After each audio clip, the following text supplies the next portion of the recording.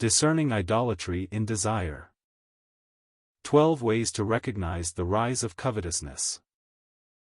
Most of us realize that enjoying anything other than God, from the best gift to the basest pleasure, can become idolatry. Paul says in Colossians 3 verse 5, "Covetousness is idolatry." Covetousness means desiring something other than God in the wrong way. But what does that mean, in the wrong way? The reason this matters is both vertical and horizontal. Idolatry will destroy our relationship with God. And it will destroy our relationships with people. All human relational problems, from marriage, family, and friendships to neighbors, classmates, and colleagues, all of them are rooted in various forms of idolatry, that is, wanting things other than God in wrong ways. So here is my effort to think biblically about what those wrong ways are. What makes an enjoyment idolatrous? What turns a desire into covetousness, which is idolatry? 1. Enjoyment is becoming idolatrous when it is forbidden by God. Link. For example, adultery and fornication and stealing and lying are forbidden by God. Some people at some times feel that these are pleasurable, or else we would not do them. No one sins out of duty. But such pleasure is a sign of idolatry. 2. Enjoyment is becoming idolatrous when it is disproportionate to the worth of what is desired. Link. Great desire for non-great things is a sign that we are beginning to make those things idols. 3. Enjoyment is becoming idolatrous when it is not permeated with gratitude.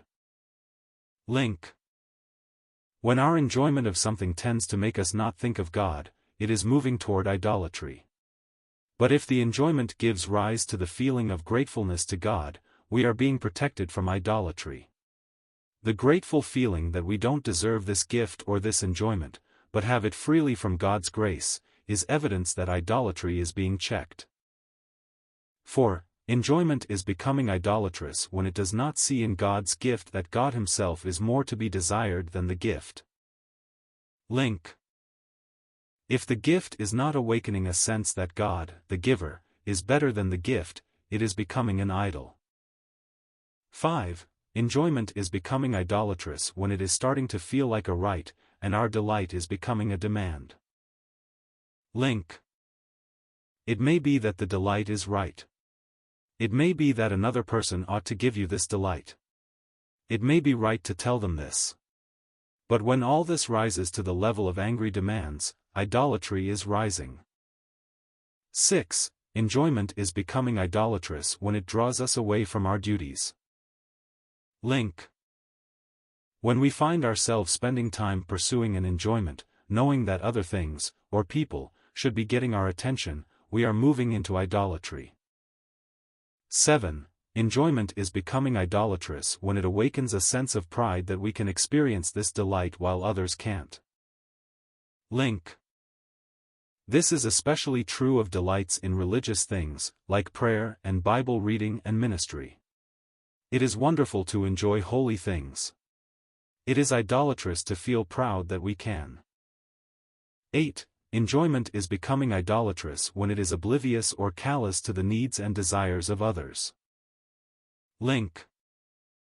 Holy enjoyment is aware of others' needs and may temporarily leave a good pleasure to help another person have it.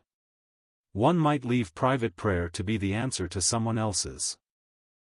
9. Enjoyment is becoming idolatrous when it does not desire that Christ be magnified as supremely desirable through the enjoyment. Link. Enjoying anything but Christ, like His good gifts, runs the inevitable risk of magnifying the gift over the giver. One evidence that idolatry is not happening is the earnest desire that this not happen. 10. Enjoyment is becoming idolatrous when it is not working a deeper capacity for holy delight. Link. We are sinners still. It is idolatrous to be content with sin. So we desire transformation. Some enjoyments shrink our capacities of holy joy. Others enlarge them. Some go either way, depending on how we think about them.